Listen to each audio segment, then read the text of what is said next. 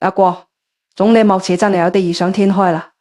佢居然想夾埋歐盟27國，就好似當年美國對付日本咁，硬逼中國再簽一個廣場協議。就喺同一日內，歐盟心臟布魯塞爾這邊傳出兩個極其誇張嘅消息，阿文啱先對我哋嘅純電動車加徵咗關稅，本來以為可以唞下氣，結果點知我哋中國運動車對歐洲嘅出口直接暴升到155%，呢下歐洲人真係急晒啦，眼見防線俾人突破，歐盟委員會即刻又拎出舊招數，火速完成咗對中國插運電動車嘅反補貼稅方案。我想將呢條啱啱行通嘅路都死封實，但呢個仲未算最黐譜。與此同時，德國總理默茨喺歐洲理事會峰會之後對傳媒講嘅嗰番說話，性質遠比汽車關稅惡劣得多。可能有人會問，佢到底講咗咩狂言？佢竟然公開宣稱人民幣被低估咗大約30%，仲大言不慚咁話歐洲應該學1985年美國對付日本嘅做法。同新時代嘅廣場協議將中國嘅會樓夾硬逼上去，應該講歐洲高層做嘢確實好有針對性，體現出一種完全無視實力對比、硬住頭皮上嘅勇氣。呢個絕對唔係咩普通嘅貿易摩擦，呢個擺明係想對中國嚟一場徹頭徹尾嘅金融收割。但係各位，我哋睇一步睇，將呢套對付安全富有嘅霸權手段，膽搬硬套落完全獨立自主嘅中國身上，佢哋呢個算盤真係打啱時代咩？今日我哋就嚟好好拆解下，睇下歐洲呢種盲目自大背後究竟藏住啲咩咁好笑嘅錯覺？呢種閉門造車嘅幻想又會以何種慘烈嘅方式被現實狠狠擊碎？默茨將廣場協議呢套舊框架搬到布魯塞爾，到底係真係失律師定係喺度扮懵？我哋如果回頭睇下1985年9月嗰段歷史，就知有啲嘢根本唔係咁簡單可以複製嘅。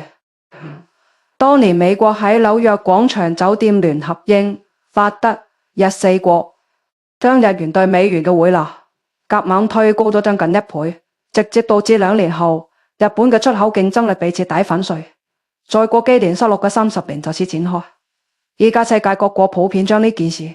定義為一個簡單嘅經濟教訓，認為係匯率升值壓垮咗製造業，但呢個其實係片面嘅，漏咗最根本嘅一個前提。嗰場降維打擊嘅手術能夠喺日本身上執行，根本唔係因為日本嘅製造業喺全球佔比高定低，而係因為日本係一個徹頭徹尾嘅安全附庸，國土上面着紮住美軍簽住美日安保條約，仲頂住非正常國家憲法嘅限制。呢啲深層次嘅結構性依附，令華盛頓對東京擁有一重遠超貿易談判工具之外嘅終極槓桿。當時正值冷戰末期，蘇聯威脅消退，美國判斷日本嘅經濟同產業威脅正在抬頭，咁作為宗主國，對自己養大嘅附庸進行一次懲戒同防備，又再正常不過啦。但默茨話要對中國都用呢一招，佢就肯定冇諗清楚自己手頭上到底揸住啲咩去實現。中國唔係一個被任何人養大嘅國家，我哋嘅核武器係自己搞出嚟嘅，安理會席位係自己蹭翻嚟嘅，國土上一兵一卒嘅外來着軍都冇。安全上更唔依賴任何外部條約，中國係以完全獨立自主嘅主權國，加身份陷入全球產業面嘅呢樣嘢喺全球主要經濟體入面幾乎揾唔到第二個例子。人民幣匯率唔係布魯塞爾開個會就可以決定嘅，中國鋼鐵出口唔係默茨可以定上限嘅，汽車出海啲咩行業都根本唔需要歐盟委員會嚟批，所以默茨而家提嘅根本唔係咩可行性方案。更似係喺許願池前面對住空氣許願。歐洲高層想用呢種咁遠此之嘅手法嚟對付中國，唔單止係無視咗最基本嘅主權事實，更加係徹底暴露咗佢哋喺面對大國博弈嗰陣嗰種近乎幼稚嘅地緣政治狂妄。將呢兩件事擺埋一齊睇，共同揭示咗一個正在加速嘅冷酷現實，就係歐洲手頭上對付中國嘅工具已經越來越少，但佢哋面臨嘅不利局面就一點都冇減少。所謂中國產能過剩嘅講法，我哋換個角度睇，其實就係歐洲自身嘅競爭力已經越來越配唔上佢哋自己嘅既有市場啦。光伏電池同新能源汽車呢啲中國人買得最多、做得最好嘅嘢，恰恰都係歐洲曾經領先，但如今已經逐步落後嘅領域。佢哋繼續頂住，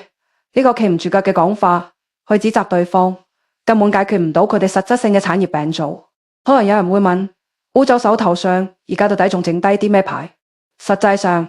佢哋真正可以攞嚟卡中國脖子嘅底牌，範圍已經縮到越來越窄。好似光刻機、高端機床同知識產權呢啲嘢，喺中國嘅技術大盤同恐怖嘅追趕速度面前，對大局嘅影響已經變得微乎其微。反過來睇下歐洲自己，絕大部分嘅日常進口品、終端工業製成品以及能源設備，一係就直接同中國買最低，一係就只能夠從全球南方嘅中間商手上兜個大圈再買，白白俾多一層智商稅。如果運動車繼續被佢哋用關稅封死，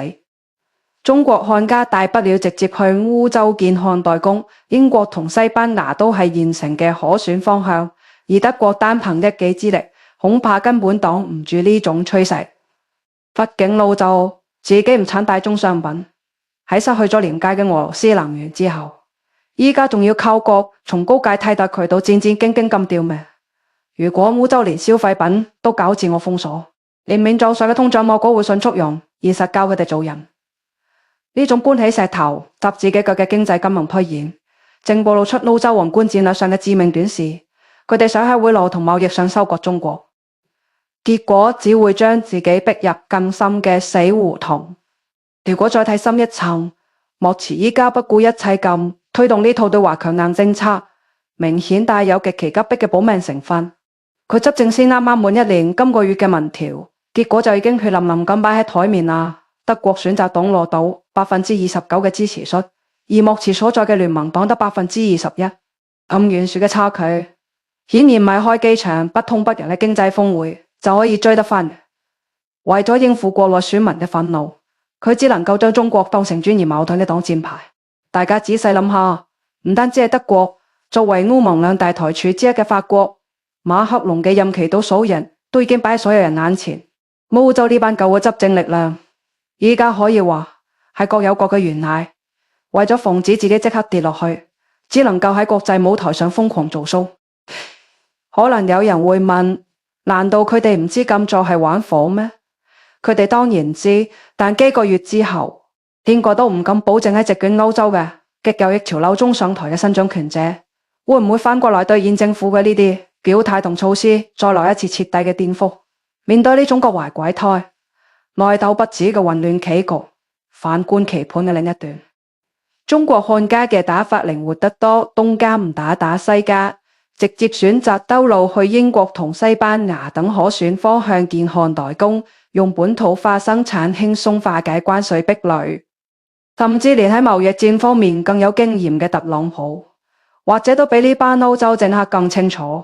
靠自我封鎖消費品嚟硬攻通脹嘅代價有幾大。歐洲內部嘅各方勢力喺極限博弈中互相算計，舊制度喺極右翼嘅衝擊下搖搖欲墜。佢哋以為自己係喺度聯手圍剿中國，實際上每個人都係為咗自己嘅政治後路找狂。歐洲嘅領導人喺對中國阿支阿左之前，都係需要諗清楚一件事，就係到底邊從經濟產業策略先至係可以將佢哋從泥沼入面拯救出來嘅真救命索。而家嘅真實情況係，歐洲對付中國嘅工具已經越嚟越少，而佢哋自己面臨嘅不利局面同內部焦慮就喺度同步飆升。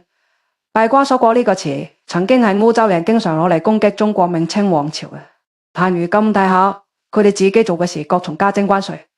限制匯率嘅奇葩操作輪番上陣，同當初嘅明清王朝相比，亦都冇好到邊度去。大家仔細諗下，呢個就係典型嘅叢林法則。當你失去咗絕對嘅實力，仲妄想用過去嘅霸權摩擦去夾硬收割一個完全獨立自主、擁有龐大產業鏈嘅現代工業大國，其結果定只會被現實無情打臉。喺失去俄羅斯廉價能源嘅供應鏈保障之後，佢哋如果連高性價比嘅中國消費品都自我封鎖，咁高企嘅通脹同衰退嘅經濟，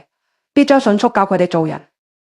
至於呢條路繼續行落去，歐洲未來嘅結果，恐怕用昏暗兩個字嚟形容，都已經算係客氣啦。叢林法則，